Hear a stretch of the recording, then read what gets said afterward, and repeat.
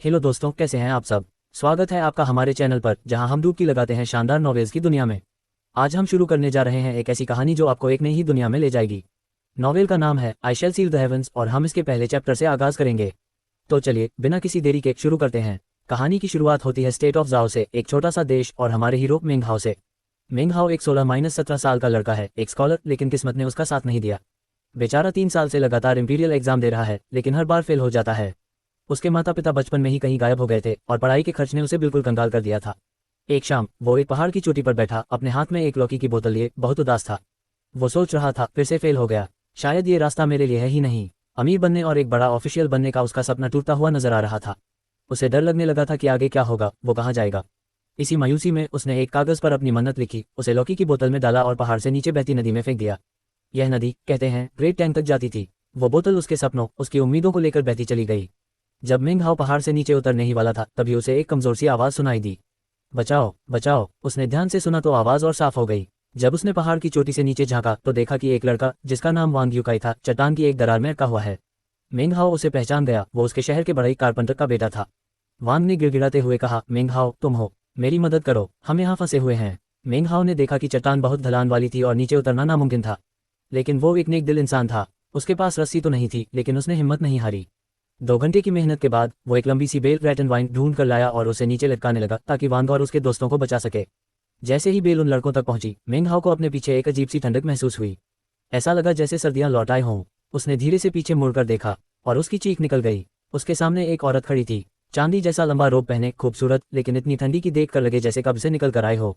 मेंग हाओ इतना डर गया कि उसका पैर फिसल गया और वो चट्टान से नीचे गिरने लगा। लेकिन तभी उस औरत ने अपनी आस्तीन हिलाई और एक हरे रंग की हवा ने मेंग हाओ को उठा लिया और उसे भी उस दरार के अंदर फेंक दिया। उस औरत में कोई अजीब सी शक्ति थी। दरार के अंदर मेंग हाओ ने देखा कि वांग यूकाई के साथ 2 और लड़के थे, सब डरे हुए थे।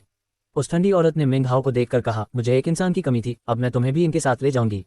इससे पहले कि मेंग हाओ कुछ समझ पाता, उस औरत ने फिर से हाथ हिलाया और वही हरी हवा उन सबको उठाकर आसमान में ले उड़ी। मेंग हाओ का तो दिमाग ही सुन्न हो गया। उसने देखा कि वो जमीन से कितना ऊपर आसमान में उड़ रहा है। उसके दिमाग में एक ही शब्द आया, इमॉर्टल्स, यानी देवता। इतना झटका लगा कि वो बेहोश हो गया। जब मेंग हाओ की आंख खुली तो उसने खुद को एक पहाड़ के बीच बने प्लेटफॉर्म पर पाया। वहां का नजारा किसी दूसरी ही दुनिया का लग रहा था। बादल और धुंध, ये इंसानों की दुनिया तो बिल्कुल नहीं थी। उस औरत के सामने 2 और लोग खड़े थे जिन्होंने हरे रंग के कपड़े पहने हुए थे। उन्होंने उस औरत को एल्डर सिस्टर जू कहकर बुलाया और कहा, आपने 4 टैलेंटेड बच्चे ढूंढ लिए। एल्डर सिस्टर जू ने उन्हें हुक्म दिया, इन्हें सर्वेंट्स क्वार्टर ले जाओ, और फिर वो एक रेनबो में बदलकर गायब हो गईं। अब यहाँ आता है कहानी का सबसे मजेदार हिस्सा। जब दूसरे लड़के डर से कांप रहे थे, मेंग हाओ का खून उबल रहा था। लेकिन डर से नहीं, एक्साइटमेंट से। उसके दिमाग में आया, सर्वेंट्स, अगर इमॉर्टल्स के लिए काम करना है तो सैलरी भी तो अच्छी ही होगी ना। मेंग हाओ और उसके साथ पकड़ा गया मोटा लड़का हरे कपड़े वाले आदमी के पीछे पीछे पहाड़ों के घुमावदार रास्तों पर चलने लगे। चारों तरफ का नजारा किसी जन्नत जैसा था। अजीबोगरीब चट्टानें, अनोखे पेड़ और धुंध में से झांकती जैद की टाइलों वाली शानदार इमारतें। मेंग हाओ तो ये सब देखकर हैरान था, लेकिन उसके बगल में चल रहा मोटा लड़का लगातार रोए जा रहा था, जिससे सारा माहौल खराब हो रहा था। वो मोटा लड़का बुदा रहा था, मैं तो लुट गया, बर्बाद हो गया। मुझे घर जाना है, घर पर मंतू और मछली मेरा इंतजार कर रहे हैं। मुझे अपनी खानदानी जमीन का वारिस बनना है, अमीर बुढ़ा बन के कुछ रखेले रखनी है। मुझे यहाँ नौकर नहीं बनना। उसका रोना धोना तब तक चलता रहा जब तक हरे कपड़े वाले आदमी ने पलटकर उसे घूरा नहीं। अगर एक और फालतू शब्द मुंह से निकाला, उसने ठंडी आवाज में कहा, तो तेरी जबान काट दूंगा। ये सुनते ही मोटा लड़का कांपने लगा और डर के मारे चुप हो गया। ये देखकर मेंग हाओ भी सोचने लगा कि क्या यहाँ आना वाकई उतना अच्छा है जितना वो सोच रहा था। लेकिन उसकी जिद्दी पर्सनैलिटी ने उसे चुप रहने पर मजबूर किया। कुछ देर बाद वो लोग पहाड़ के बीच में बने कुछ फ्लैट बिल्डिंग्स के पास पहुंचे। वहां पहले से ही 7-8 लड़के सन के कपड़ों में बैठे थे, जो बहुत थके हुए लग रहे थे। उनसे कुछ दूर एक घोड़े जैसे लंबे चेहरे वाला लड़का हल्के नीले रंग के शानदार कपड़ों में बैठा था। मेंग हाओ को लाने वाले आदमी को देखकर वो खड़ा हुआ और अदब से बोला, आदाब बड़े भाई। हरे कपड़े वाला आदमी बेसब्री से बोला, ये 2 नए नौकर हैं, इनके रहने का इंतजाम कर दो। और यह कहकर वो बिना मेंग हाओ की तरफ देखे वहां से चला गया। उसके जाते ही घोड़े जैसे चेहरे वाले लड़के ने मेंग हाओ और मोटे लड़के को ऊपर से नीचे तक देखा और ठंडी आवाज में कहा, ये नॉर्दर्न सर्वेंट्स क्वार्टर है। रिलायंस एक्ट कामचोरों को नहीं पालता। अब तुम यहाँ 30 साल तक काम करोगे, उसके बाद जा सकते हो। अगर भागने की कोशिश की तो इन पहाड़ों में जंगली जानवर तुम्हें मार डालेंगे। जाओ और अपनी यूनिफॉर्म ले लो, आज से तुम दुनिया से अलग हो और शांति से नौकर बनकर काम करोगे। मोटा लड़का ये सुनकर और भी बुरी तरह कांपने लगा, लेकिन मेंग हाओ शांत रहा। उसकी आंखों में एक अलग ही चमक थी, जो घोड़े जैसे चेहरे वाले लड़के ने देख ली। उसने हल्के से कहा, अगर तुम्हारा बर्ताव अच्छा रहा तो तुम्हें पूरे 30 साल मजदूरी नहीं करनी पड़ेगी। तुम खाली समय में कल्टीवेशन की प्रैक्टिस कर सकते हो। अगर तुम क्यूई कंडेंसेशन के पहले लेवल तक पहुंच गए तो तुम्हें आउटर सेक्ट में प्रमोट कर दिया जाएगा। ये कहते हुए उसने अपनी आस्तीन लहराई और 2 सन के कपड़े उन दोनों के सामने आ गए। हर कपड़े पर अंगूठे के साइज का एक लकड़ी का बैच था जिस पर सर्वेंट लिखा था।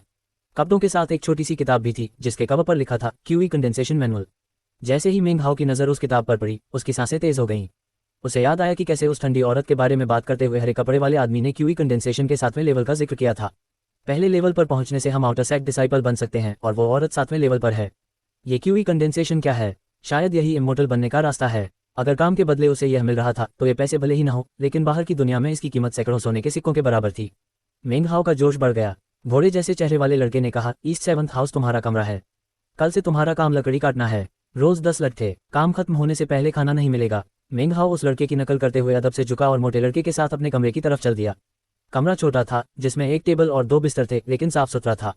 मोटा लड़का बिस्तर पर बैठते ही फूट फूट कर रोने लगा। मेंग हाओ ने उसे शांत कराने की कोशिश की। सोचो तो, यहाँ इतना भी बुरा नहीं है। हम इमॉर्टल्स के लिए काम कर रहे हैं। लेकिन मोटे लड़के का रोना जारी रहा। मेरी शादी तय हो चुकी है। मेरी खूबसूरत बीवी मुझसे शादी करने से पहले ही विधवा हो गई। ये सुनकर मेंग हाओ को उस पर अजीब सी दया आई। वो सोचने लगा कि अमीर होना कितना अच्छा होता है, और फिर उसे अपने उधार याद आ गए। यहाँ आकर उसे पैसों की चिंता नहीं थी, रहने और खाने की भी नहीं, बल्कि काम शुरू करने से पहले ही उसे हजारों सोने के सिक्कों के बराबर की चीज मिल गई थी। जब मोटा लड़का रोते रोते सो गया तो मेंग हाओ ने क्यूई कंडेंसेशन मैनुअल निकाली और पढ़ने लगा। पहली ही लाइन पढ़कर वो चौंक गया। इंसान को किसी सहारे की जरूरत होती है। मेरे रिलायंस सेक्ट में शामिल हो जाओ। तुम मुझ पर भरोसा कर सकते हो। नीचे पैट्रियार्क रिलायंस के दस्तखत थे। मेंग हाओ को अचानक सब कुछ समझ आने लगा। रिलायंस सेक्ट, लोगों को एक सहारे की जरूरत होती है, और जब उन्हें रिलायंस सेक्ट मिल जाता है तो वो अमीर और ताकतवर बन जाते हैं। उसे लगा कि अगर उसके पास भी किसी ऑफिशियल का सहारा होता तो वो कभी एग्जाम में फेल नहीं होता। उसने मन ही मन पैट्रियार्क रिलायंस की इज्जत की। मतलब, मुझे भी यहाँ किसी को अपना सहारा बनाना होगा। वो पूरी रात उस किताब को पढ़ता रहा। उसे एहसास हुआ कि यह किताब 100 नहीं, बल्कि 1000 सोने के सिक्कों के बराबर है। उसने फैसला कर लिया कि अब पढ़ाई छोड़कर यही उसका नया रास्ता है। क्यूई कंडेंसेशन का 9वां लेवल इमोर्टल बनने का रास्ता है। अगर मैं इमोर्टल बन गया तो अमीर भी बन ही जाऊंगा। जैसे ही वो ये सोच रहा था, कमरे का दरवाजा एक जोरदार धमाके के साथ खुला और एक गरजती हुई आवाज सुनाई दी। जैसे ही मेंग हाओ और मोटा लड़का अपनी नई जिंदगी के बारे में सोच रहे थे, कमरे का दरवाजा एक जोरदार धमाके के साथ खुला। एक लंबा चौड़ा मजबूत आदमी नौकरों के कपड़ों में अंदर आया और दोनों को घूर कर देखा। बहुत जल्दी सो गए, उसने गुस्से में कहा। अब ग्रैंडपा टाइगर को जगाने का टाइम है। आज से तुम दोनों छोटे हरामजादे मेरे लिए रोज 10-10 पेड़ काटोगे, वरना ग्रैंडपा टाइगर तुम्हारी खाल उधेड़ देगा। मेंग हाओ बिस्तर से उतरकर घबराया हुआ खड़ा हो गया और बोला, आदाब ग्रैंडपा टाइगर। क्या आप थोड़ा धीरे? इससे पहले कि वो अपनी बात पूरी करता, उस आदमी ने उसे घूर कर देखा। चुप कर, तुझे लगता है मैं ज्यादा जोर से बोल रहा हूँ? मेंग हाओ उसकी डील डॉल देखकर हिचकिचाया, फिर बोला, लेकिन नौकरों के इंचार्ज बड़े भाई ने हमें पहले ही रोज 10 पेड़ काटने का काम दिया है, तो मेरे लिए 10 और काटोगे? उसने ठंडी आवाज में कहा। मेंग हाओ का दिमाग तेजी से चलने लगा। इमॉर्टल्स के सेक्ट में आते ही उसे धमकाया जा रहा था। वो लड़ना नहीं चाहता था, क्योंकि वो जानता था कि वो कमजोर है। तभी उसकी नजर टेबल पर पड़े दांतों के निशान पर गई। उसे याद आया कि कैसे मोटा लड़का नींद में कितना ताकतवर हो गया था। उसे एक तरकीब सूझी। वो अचानक सोते हुए मोटे लड़के पर चिल्लाया, मोटे, कोई तेरा मंतू और तेरी लड़की चुरा रहा है। ये सुनते ही मोटा लड़का आंखें बंद किए हुए ही बैठ गया और चिल्लाने लगा, कौन मेरा मंतू चुरा रहा है? कौन मेरी बीवी चुरा रहा है? वो बिस्तर से कूदा और पागलों की तरह कमरे में हाथ पैर मारने लगा। ग्रैंडपा टाइगर हैरान रह गया। उसने लड़के को थप्पड़ मारने के लिए हाथ बढ़ाया, लेकिन तभी वो चीख पड़ा। मोटे लड़के ने आंखें बंद किए हुए ही उस आदमी की बांह पर काट लिया था। ग्रैंडपा टाइगर ने अपनी बांह छुड़ाने की बहुत कोशिश की, लेकिन लड़के ने जबड़ा नहीं छोड़ा। वो जितना मारता, लड़का उतना ही गहरा काटता। उसकी चीखें बाहर तक सुनाई देने लगीं। तभी बाहर से घोड़े जैसे चेहरे वाले लड़के की ठंडी आवाज आई, ये क्या शोर है? ये आवाज सुनते ही ग्रैंडपा टाइगर डर गया। उसने दर्द के बावजूद चीखना बंद कर दिया और जल्दी से बोला, नौकरों के इंचार्ज बड़े भाई को परेशान करना ठीक नहीं है। जल्दी मुझे काटना बंद कर। मुझे तेरे 10 लट्ठे नहीं चाहिए। मेंग हाओ ने आगे बढ़कर मोटे लड़के के कान में फुसफुसाया, मंतू वापस आ गया है और तेरी लड़की भी। लड़के ने तुरंत जबड़ा ढीला कर दिया और वापस बिस्तर पर जाकर सो गया। ग्रैंडपा टाइगर घबराकर बिना कुछ कहे वहां से चला गया। अगली सुबह मेंग हाओ और मोटा लड़का पेड़ काटने निकल पड़े। मेंग हाओ का शरीर कमजोर था, इसलिए वो जल्दी थक गया, लेकिन मोटा लड़का बड़बड़ाते हुए भी उससे ज्यादा मजबूत निकला। मेंग हाओ ने आराम करते हुए अपनी क्यूई कंडेंसेशन मैनुअल निकाली और उसे पढ़ने लगा। दिन बीतते गए, 2 महीने गुजर गए। मेंग हाओ पेड़ काटने के अलावा अपना सारा समय आध्यात्मिक ऊर्जा को महसूस करने में लगाता था। फिर एक शाम ध्यान करते समय उसके शरीर में अचानक एक कंपन हुआ और उसे अपने अंदर एक अदृश्य क्यूई ऊर्जा की हल्की सी धारा महसूस हुई। वो खुशी से उछल पड़ा। समय बीतता गया। मेंग हाओ अब अपनी आध्यात्मिक ऊर्जा से जंगली मुर्गियों को पकड़ने लगा था, जिन्हें वो और मोटा लड़का साथ मिलकर खाते थे। एक दिन मेंग हाओ ने मोटे लड़के से कहा, मोटे, अगर तुम्हें घर वापस जाना है तो तुम्हें भी आउटर सेक्ट डिसाइपल बनना होगा। मोटे लड़के ने दृढ़ता से सिर हिलाया। लगभग 4 महीने बाद एक रात ध्यान करते समय मेंग हाओ के दिमाग में एक जोरदार आवाज गूंजी। उसने सफलतापूर्वक अपने पूरे शरीर में क्यूई को फैला दिया था। उसने क्यूई कंडेंसेशन का पहला लेवल हासिल कर लिया था। अगली सुबह नॉर्दर्न 7th क्वार्टर के सभी लोगों की ईर्ष्या भरी नजरों के बीच मेंग हाओ घोड़े जैसे चेहरे वाले लड़के के सामने खड़ा था।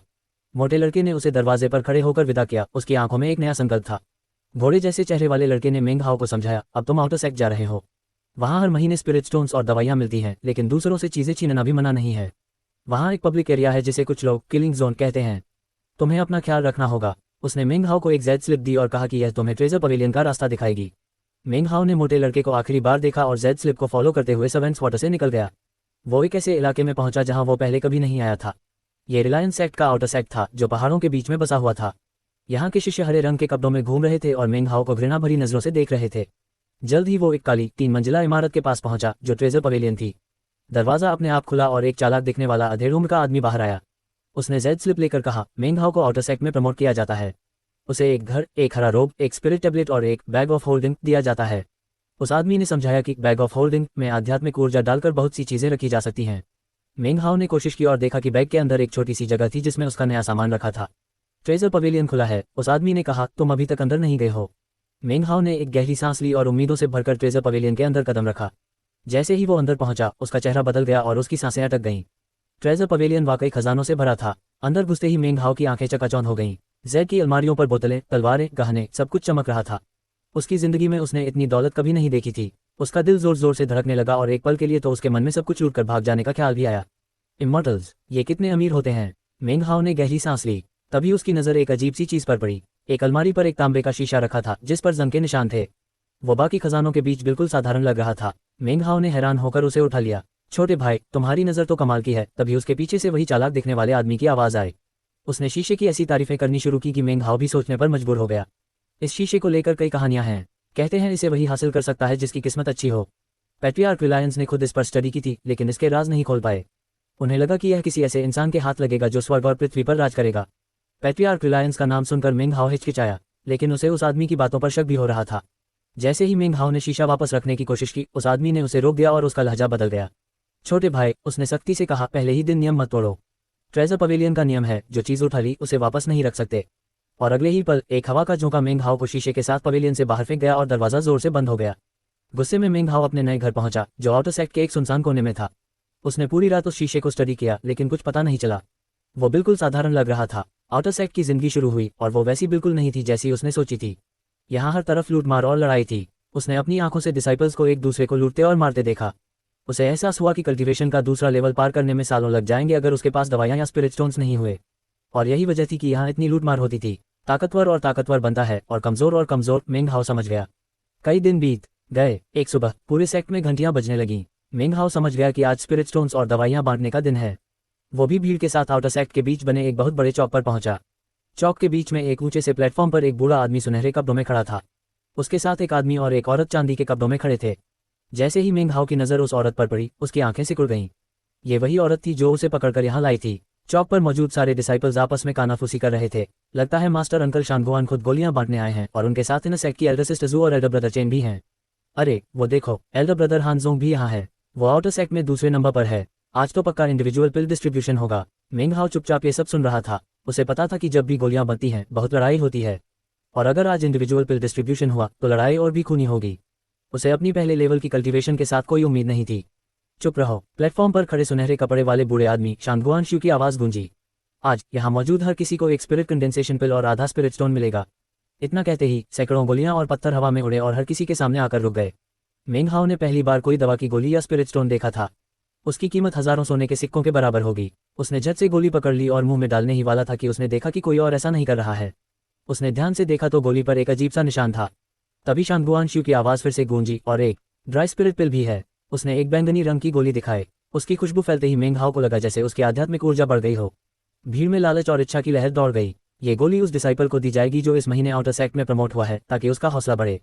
शानगुआन श्यू मुस्कुराया और उसकी नजरें भीड़ में मेंग हाओ पर आकर टिक गईं। मेंग हाओ का दिल जोर से धड़कने लगा। अगले ही पल वो कीमती बैंगनी गोली उसके हाथ में थी। एक ही झटके में सारे आउटर सेक्ट की नजरें मेंग हाओ पर थीं। लेकिन उन नजरों में दोस्ती नहीं बल्कि लालच, क्रूरता और हत्या की भावना थी।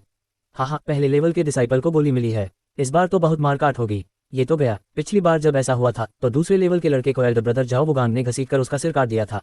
मेंग हाओ के पूरे शरीर पर ठंडा पसीना आ गया। उसने गोली फेंकने की कोशिश की लेकिन वो उसके हाथ से चिपक गई थी। मौत का साया उसके ऊपर मंडराने लगा। कुछ लोग धीरे धीरे उसकी तरफ बढ़ने लगे। छोटे भाई, वो गोली मुझे दे दे वरना तेरी खैर नहीं। अगर गोली नहीं दी तो अगले साल आज एल्डर सिस्टर जू रिलायंस सेक्ट में काफी मशहूर थी, क्योंकि इन सेक्ट में उनके अलावा सिर्फ एक ही और डिसाइपल था। उनकी वजह से मेंग हाओ सुरक्षित रूप से स्पिरिट स्टोन और गोलियां लेकर चौक से निकल पाया, जबकि सब उसे घूरते रह गए। मेंग हाओ बिना रुके चलता रहा और सिस्टर जू की दी हुई जेड स्लिप के सहारे दक्षिणी पहाड़ की तलहटी में बनी इमोर्टल केव गुफा तक पहुंच गया। गुफा का नजारा ही अलग था, चारों तरफ हरियाली, पास में बहता एक झरना और ठंडी हवा। मेंग हाओ समझ गया कि यह जगह कितनी कीमती है और बाकी डिसाइपल्स उससे क्यों जल रहे थे। उसने जेड स्लिप से गुफा का पत्थर का दरवाजा खोला। अंदर 2 कमरे थे, एक कमरा कल्टीवेशन के लिए था और दूसरा पत्थर के दरवाजे से बंद था। जैसे ही मेंग हाओ अंदर गया, दरवाजा बंद हो गया और छत से हल्की रोशनी आने लगी। उसकी नज़र उस बंद दरवाजे पर पड़ी। उसने जेड स्लिप उस पर रखी और दरवाजा खुल गया। अंदर से घनी आध्यात्मिक ऊर्जा की महक आए। मेंग हाओ ने अंदर झांका और हैरान रह गया। कमरे के अंदर एक स्पिरिट स्प्रिंग था, एक ऐसा झरना जिसमें से पानी नहीं बल्कि शुद्ध आध्यात्मिक ऊर्जा बह रही थी। सिस्टर जू, ये तोहफा तो बहुत ही कीमती है, मेंग हाओ बुदबुदाया। उसके लिए ये किसी भी ड्राई स्पिरिट पिल से कहीं ज्यादा कीमती था। वो खुशी से पागल हो गया। बिना एक पल गंवाए वो वहीं बैठकर ध्यान करने लगा। कुछ घंटों का ध्यान बाहर के 1 महीने के बराबर था। उसकी आध्यात्मिक ऊर्जा काफी बढ़ गई। अगर मैं कुछ बार और ऐसे ही अभ्यास करूं तो मैं क्यूई कंडेंसेशन का दूसरा लेवल पार कर जाऊंगा। वो उत्साहित हो गया। अगली सुबह उसने फैसला किया कि वो सिस्टर जू के तरीके का इस्तेमाल करेगा और ऊर्जा को फिर से जमा होने देगा। तभी उसे एहसास हुआ कि उसने कई दिनों से कुछ नहीं खाया है। उसने बाहर जाकर शिकार करने का फैसला किया। चलते चलते उसने अपनी आदत के अनुसार अपने बैग से वो तांबे का शीशा निकाला। उसे अब पूरा यकीन हो गया था कि ट्रेजर पवेलियन वाले भाई ने उसे बेवकूफ़ बनाया है। ये शीशा बिल्कुल बेकार था। तभी उसकी नज़र जंगल में एक जंगली मुर्गे पर पड़ी। शीशा और स्पिरिट स्टोन जेब में डालकर वो झपटा और मुर्गे को पकड़ लिया। अचानक उसे अपनी जेब में कुछ गर्म महसूस हुआ। अगले ही पल मुर्गा जोर जोर से फड़फड़ाने लगा और दर्द से चीखने लगा। फिर एक पॉप की आवाज़ आई और मुर्गे का पिछला हिस्सा फट गया, जिससे खून और मांस चारों तरफ बिखर गया। मेंग हाओ हक्का बक्का रह गया। उसने अपनी जिंदगी में ऐसा कुछ नहीं देखा था। ये क्या हुआ? वो कांप गया। उसे याद आया कि मुर्गे की अजीब मौत से ठीक पहले उसकी जेब में कुछ गर्म हुआ था। कहीं ये स्पिरिट स्टोन तो नहीं? फिर उसकी नज़र तांबे के शीशे पर पड़ी। कहीं ये तो नहीं? उसका दिल जोर से धड़कने लगा। वो तुरंत जंगल में दूसरे जानवर की तलाश में भागा, ये जानने के लिए कि क्या मुर्गे का कातिल सच में ये शीशा है।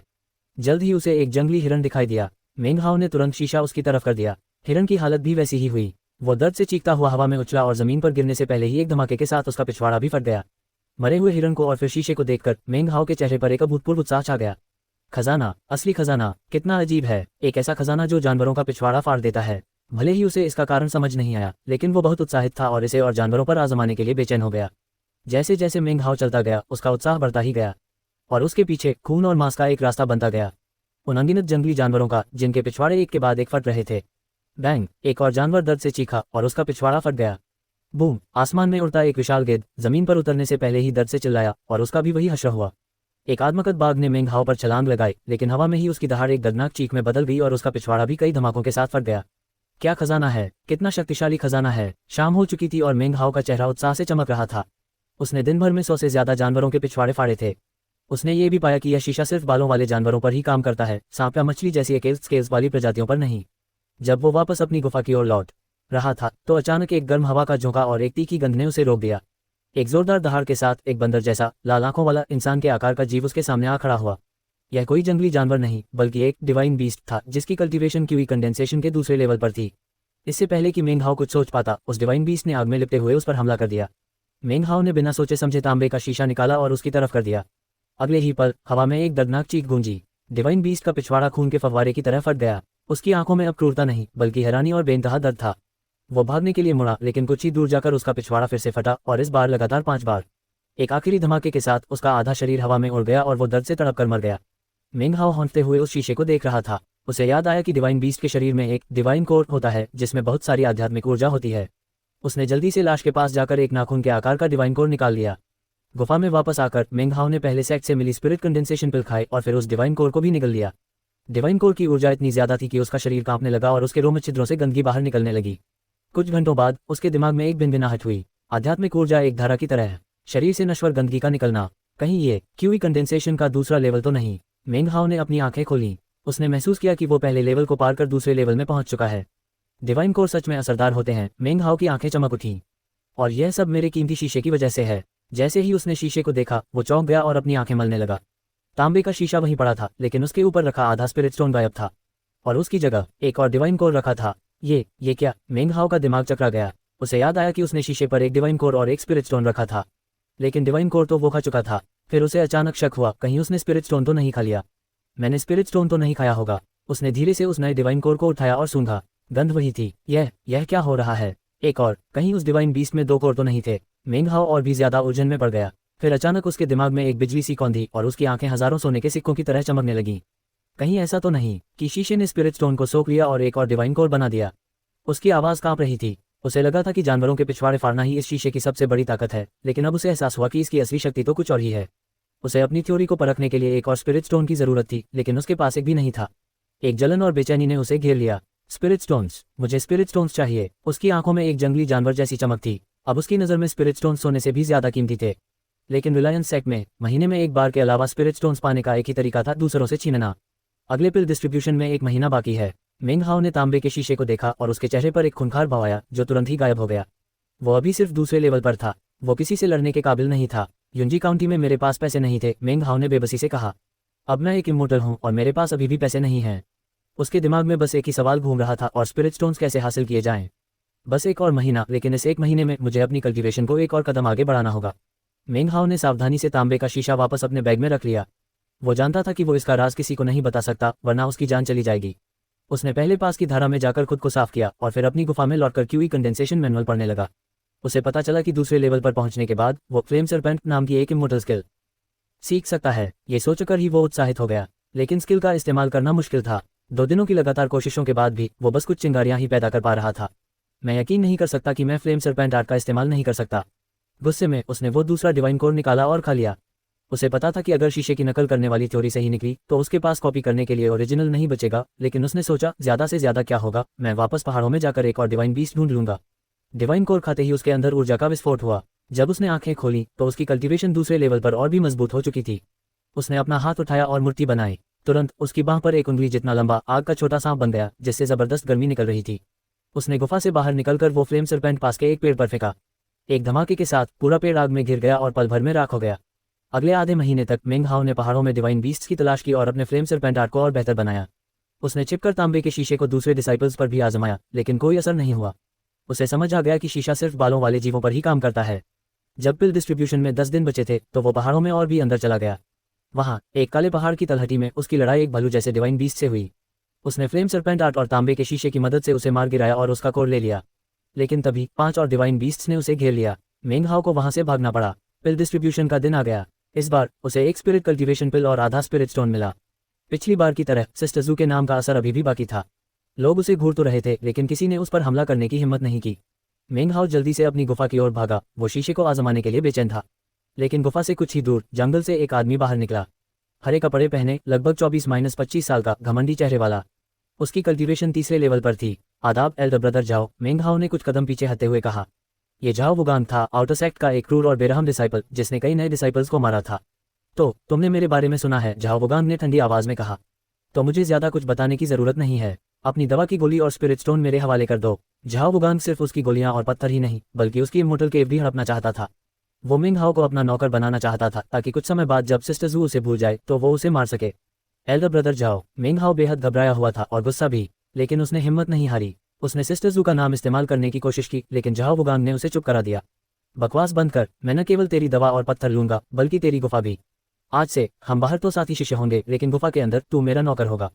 झाओ वुगांग ने मेंग हाओ पर हमला कर दिया। वो मेंग हाओ के चेहरे पर डर देखकर मजा ले रहा था, लेकिन जैसे ही झाओ वुगांग उसके करीब पहुंचा, मेंग हाओ के चेहरे का डरा हुआ भाव अचानक सख्ती में बदल गया। उसने अपना दाहिना हाथ पीछे से बाहर निकाला और एक जलता हुआ उंगली जितना लंबा फ्लेम सरपेंट सीधा झाओ वुगांग की तरफ उड़ा। Flame serpent art. झाओ वुगांग का चेहरा बदल गया। उसने एक छोटी सफेद तलवार से उस आग के सांप को रोका और गुस्से और हैरानी से मेंग हाओ को पहाड़ों में भागते हुए देखा। इतनी जल्दी दूसरे लेवल पर पहुंच गया, लगता है मुझे इस लड़के को मारना ही पड़ेगा। और वो उसके पीछे भागा। झाओ वुगांग को एहसास हुआ कि मेंग हाओ उससे ज्यादा तेजी से भाग रहा था। गुस्से में उसने अपनी सबसे शक्तिशाली तकनीक का इस्तेमाल करने का फैसला किया। वो दहाड़ा और उसका शरीर फैलने लगा। उसके शरीर पर घने सुनहरे बाल उगाए, यहाँ तक कि उसके चेहरे पर भी। वो एक इंसान के आकार के डिवाइन बीस्ट जैसा दिखने लगा। यह उसकी वेयर डीमन स्किल थी। तू मेरी वेयर डीमन स्किल के हाथों मरने वाला पहला इंसान होगा। कितना न्यायपूर्ण है, उसने गरजते हुए कहा। उसका आत्मविश्वास चरम पर था। अपनी वेयर डीमन तकनीक का इस्तेमाल करते हुए झाओ वुगांग की ताकत और रफ्तार कई गुना बढ़ गई। वो घिनौनी हंसी हंसता हुआ अपने नुकीले पंजों के साथ मेंग हाओ की तरफ लपका। उसे पूरा यकीन था कि मेंग हाओ अब बचकर नहीं भाग सकता। लेकिन जब मेंग हाओ ने झाओ वुगांग के इस नए बालों वाले रूप को देखा तो उसके चेहरे पर डर की जगह एक अजीब सी मुस्कान आ गई। ये रूप तांबे के शीशे के लिए एकदम परफेक्ट था। मेंग हाओ रुका, पलटा और मुस्कुराते हुए बोला, मुझे लगता है तुम्हें ये तांबे का शीशा जरूर पसंद आएगा। उसने शीशा निकाला और झाओ वुगांग की तरफ कर दिया। जैसे ही शीशे की रोशनी झाओ वुगांग पर पड़ी, शीशा इतनी जोर से गर्म हुआ जितना पहले कभी नहीं हुआ था। एक अनदेखी शक्ति शीशे से निकली और सीधा झाओ वुगांग के शरीर में घुस गई। झाओ वुगांग को अचानक अपने अंदर जबरदस्त दर्द महसूस हुआ। इससे पहले कि वो कुछ समझ पाता, एक असहनीय खून जमा देने वाली चीख के साथ उसका पिछवाड़ा फट गया। एल्डर ब्रदर जाओ, मेंग हाओ का दिल धड़क रहा था क्योंकि यह उसकी पहली लड़ाई थी। क्यों ना हम इसे यहीं खत्म कर दें। एक इंसान की ऐसी चीख सुनकर वो घबरा गया था, लेकिन दर्द से पागल हो चुके झाओ वुगांग ने चिल्लाकर कहा, छोटे हरामजादे, आज मैं सिर्फ तुझे ही नहीं बल्कि पहाड़ से नीचे जाकर तेरे पूरे खानदान को मार डालूंगा। ये धमकी सुनकर मेंग हाओ, जो अब तक एक सीधा साधा स्कॉलर था, उसकी आंखों में भी खून उतर आया। उसने बिना कुछ सोचे समझे शीशा फिर से झाओ वुगांग की तरफ कर दिया। एक और भयानक चीख गूंजी और झाओ वुगांग का पहले बायां और फिर दायां कान फट गया। अब उसके चेहरे पर गुस्सा नहीं बल्कि खौफ और दहशत थी। वो अपनी जिंदगी में कभी इतना नहीं डरा था। वो भागने के लिए पलटा, लेकिन तभी शीशा मेंग हाओ के हाथ से खुद ब खुद निकलकर हवा में उड़ा और झाओ वुगांग पर एक के बाद एक कई हमले कर दिए। धमाकों की एक लड़ी लग गई। झाओ वुगांग की छाती, उसके पैर सब एक एक करके फटने लगे। उसका शरीर हवा में उछला और वापस अपने इंसानी रूप में बदलते हुए जमीन पर आ गिरा। खून से लथपथ उसकी आंखों में मौत के समय भी सिर्फ खौफ और हैरानी थी। मेंग हाओ अपनी जगह पर कांप रहा था। ये पहली बार था जब उसने किसी इंसान को मरते देखा था। घिन और डर के मारे उसने वो शीशा जमीन पर फेंक दिया। उसके अंदर का स्कॉलर और एक कातिल बनने की हकीकत के बीच एक जंग छिड़ गई। काफी देर तक वहीं खड़े रहने के बाद उसने अपने दांत भींचे, वापस झाओ वुगांग की लाश के पास गया, उसका बैग ऑफ होल्डिंग उठाया और फिर अपने फ्लेम सरपेंट आर्च से उसकी लाश को जलाकर राख कर दिया। उसने जमीन पर पड़ा शीशा उठाया और कांपते हुए दिल के साथ अपनी गुफा में लौट आया। गुफा में आकर उसने झाओ वुगांग का बैग खोला और अंदर का सामान देखकर उसकी आंखें फटी की फटी रह गईं। यह आदमी तो बहुत अमीर था, वो बुदबुदाया। बैग में 8 spirit stones, 7 spirit condensing pills और एक हड्डी का टुकड़ा था जिस पर वेयर डीमन तकनीक लिखी थी। उसने उस तकनीक को तुरंत फेंक दिया। अब बारी थी शीशे के दूसरे राज को आजमाने की। उसने नर्वस होकर शीशे पर डिवाइन कोर और अपना आधा स्पिरिट स्टोन रखा। कुछ नहीं हुआ। कहीं ऐसा तो नहीं, उसे याद आया। उसने बैग से झाओ वुगांग का आधा स्पिरिट स्टोन निकाला और उसे पहले वाले के साथ शीशे पर रख दिया। जैसे ही पूरा एक स्पिरिट स्टोन बना, शीशे की सतह पर एक काली चमक उभरी। दोनों पत्थर के टुकड़े उसमें समा गए और अगले ही पल पहले डिवाइन कोर के बगल में एक और डिवाइन कोर प्रकट हो गया। ये सच है। ये कितना गहरा राज है। मेंग हाओ खुशी से झूम उठा। उसने झाओ वुगांग के बाकी 8 स्पिरिट स्टोन्स का भी इस्तेमाल किया और उसे एक डिवाइन कोर की 4 और कॉपियां बना लीं। अब उसके सामने कुल 5 डिवाइन कोर पड़े थे। उस रात मेंग हाओ ने अपनी जिंदगी में पहली बार इतनी आशी की। उसने एक के बाद एक वो कीमती डिवाइन कोर खाने शुरू कर दिए। अगली सुबह तक उसने सारे 5 कोर खा लिए थे। उसके शरीर से ढेरों गंदगी बाहर निकल चुकी थी और जब उसने आंखें खोली तो उनमें एक नई चमक थी। क्यूई कंडेंसेशन का तीसरा लेवल। मेंग हाओ ने महसूस किया कि उसकी ताकत पहले से कई गुना बढ़ गई है। अब वो एक कमजोर कल्टीवेटर नहीं था बल्कि तीसरे लेवल के सबसे ताकतवर डिसाइपल्स में से एक बन चुका था। उसने अपना हाथ उठाया और एक फ्लेम सरपेंट बनाया जो अब उसकी पूरी बांह जितना लंबा और भयानक था। सितंबर का महीना खत्म होने को था, लेकिन गर्मी कम होने का नाम नहीं ले रही थी। एक सुबह मेंग हाओ अपनी गुफा से बाहर निकला। उसकी आंखों में भविष्य को लेकर एक नई उम्मीद थी। मेरी कल्टीवेशन अब तीसरे लेवल के शिखर के करीब है, उसने सोचा। शायद मैं आउटर सेक्ट में बहुत ताकतवर न हूं, लेकिन कम से कम अब कोई मुझे परेशान नहीं करेगा। पहाड़ी हवा उसके बालों को उड़ा रही थी और एक पल के लिए वो किसी गुजरे जमाने का स्कॉलर नहीं बल्कि एक शानदार इमोर्टल लग रहा था। बहुत दिन हो गए, मेंग हाओ ने खुद से कहा। मोटा, वांग यूकाई और वो दूसरा लड़का, हम चारों एक साथ रिलायंस सेक्ट आए थे। पता नहीं अब वो सब कैसे होंगे। ये सोचकर वो अपने पुराने दोस्त मोटे से मिलने के लिए निकल पड़ा। हाथ में 2 जंगली मुर्गियां लेकर वो उत्तरी पहाड़ की ओर चल दिया। रास्ते में पूर्वी पहाड़ के पास उसकी मुलाकात एक ऐसे शख्स से हुई जिसे देखकर उसकी आंखें खुली की खुली रह गईं। धुंध के बीच से बर्फ जैसे सफेद कपड़ों में एक नौजवान चला आ रहा था। उसके लंबे बाल कंधों पर लहरा रहे थे और उसका चेहरा इतना खूबसूरत था कि जैसे उसे खुद ऊपर वाले ने बनाया हो। वो जमीन पर चल नहीं रहा था बल्कि जमीन से कुछ इंच ऊपर हवा में तैर रहा था। उसके पीछे 2 और लड़के चल रहे थे जो उसकी तारीफों के पुल बांध रहे थे। यह आउटर सेक्ट का नंबर 1 डिसाइपल वांग टेंगफेई था। एल्डर ब्रदर वांग, आपकी काबिलियत का कोई मुकाबला नहीं। आपने सिर्फ 2 साल में 6ठा लेवल पार कर लिया। सुना है सेक्ट खास तौर पर आपके लिए ही प्रमोशन ट्रेनिंग करवा रहा है। वांग टेंगफेई ने विनम्रता से कहा, ऐसी बातें मत करो। सिस्टर जू और ब्रदर चेन दोनों ही मुझसे बेहतर हैं। उसकी आवाज में एक अजीब सी कशिश थी। जब वो मेंग हाओ के पास से गुजरा तो उसने बस एक हल्की सी सिर हिलाकर हामी भरी, जैसे मेंग हाओ का होना या न होना कोई मायने ही नहीं रखता। मेंग हाओ ने अपने आप को देखा, सावला, दुबला पतला और हाथ में 2 फड़फड़ाती हुई मुर्गियां। और फिर वांग टेंगफेई को देखा जो किसी देवता की तरह लग रहा था। तो यह है एल्डर ब्रदर वांग टेंगफेई। मेंग हाओ ने सोचा, हवा में तैरने की यह शक्ति 5वें लेवल पर मिलती है। अगर मैं इसकी तरह दिखता तो इंपीरियल एग्जाम में टॉप करता और शहंशाह की बेटी से शादी करता। दोपहर तक वो उत्तरी पहाड़ के जंगलों में पहुंच गया जहां वो और मोटा लकड़ियां काटा करते थे। उसे कुल्हाड़ी चलने की आवाज सुनाई दी। वो मुस्कुराया और तेजी से आगे बढ़ा। उसने देखा कि मोटा एक पेड़ पर कुल्हाड़ी चला रहा था। तूने मेरी बीवी चुराई, मेरा मन तू चुराया, मैं तुझे काट डालूंगा, मैं तुझे खा जाऊंगा। मोटा पहले से भी ज्यादा मोटा हो गया था। उसकी आंखें बंद थीं और वो नींद में बड़बड़ाते हुए लकड़ियां काट रहा था। फिर वो कुल्हाड़ी गिराकर वहीं सो गया। मेंग हाओ हैरान था। 2 महीनों में मोटे की नींद में चलने की आदत और भी बिगड़ गई थी। तभी मोटे की नाक फड़फड़ाई। जंगली मुर्गे की खुशबू। हाँ, दो। वो उछलकर खड़ा हुआ और चारों तरफ देखने लगा। फिर उसकी नजर अपने आसपास कटी हुई लकड़ियों पर पड़ी। आह मेंग हाओ, तू कितना अच्छा है, उसने भावुक होकर कहा। तू इतने दिनों से गायब है, लेकिन पिछले 2 महीनों से रोज छिपकर मेरी लकड़ियां काटने में मदद कर रहा है। मेंग हाओ, मेरी पूरी जिंदगी में तुझसे अच्छा दोस्त नहीं मिला। दूर खड़ा मेंग हाओ ये सब सुनकर हैरान रह गया। उसने खांसकर आवाज दी और सामने आया। मोटे ने उसे देखा और खुशी से चिल्लाया, मेंग हाओ, आखिर तू आ ही गया। फिर उसकी नजर मुर्गियों पर पड़ी और उसकी आंखें चमक उठीं। कुछ देर बाद दोनों आग के पास बैठकर वैसे ही चिकन खा रहे थे जैसे वो नौकर होने के दिनों में खाते थे। कैसी चल रही है तेरी कल्टीवेशन? मेंग हाओ ने पूछा। मोटे ने गहरी सांस लेकर कहा, मत पूछ। मैं रोज रात को प्रैक्टिस करता हूँ लेकिन आध्यात्मिक ऊर्जा का एक कतरा भी महसूस नहीं हुआ। बस एक ही अजीब बात हो रही है, मेरे दांत लंबे होते जा रहे हैं। मुंह खोल, मेंग हाओ ने कहा। मोटे ने मुंह खोला और मेंग हाओ हैरान रह गया। मोटे के दांत सच में लंबे और चमकदार हो गए थे और मेंग हाओ साफ महसूस कर सकता था कि सारी आध्यात्मिक ऊर्जा उसके दांतों में जमा हो रही थी, उन्हें स्पिरिट टीथ में बदल रही थी। शाम को विदा लेते समय मेंग हाओ ने मोटे को एक स्पिरिट कंडेंसेशन पिल दी।